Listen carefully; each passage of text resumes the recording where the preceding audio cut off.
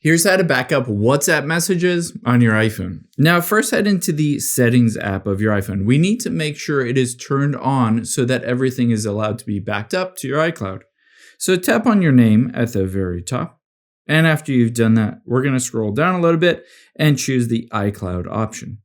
You can see Save to iCloud. This is every app that is currently saved. Let's hit the Save, See All, and then scroll down.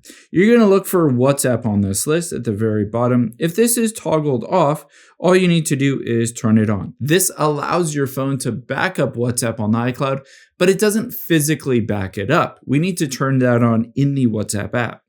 So open up the WhatsApp app. After you've done that, you can see at the very bottom right, let's tap on Settings.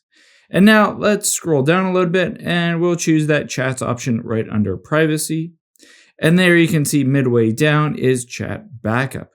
Now the first thing you'll want to do is choose auto backup. And if you wanted to auto backup, which I would highly recommend, switch it to either weekly or daily. And on here, I would highly recommend turning on include videos so that you don't lose the videos in case you needed to restore to that backup. After you've done that, you can see the last backup I just recently did. This was today. But if you don't have a backup, just hit the backup now. And you can see it will go through the process and tell you what the size is of the backup. After it's gone through that entire process, you'll be able to see at the very top under last backup. Now it says today at 11:13 a.m. And now everything is backed up in case I delete my app or delete my phone or lose my phone.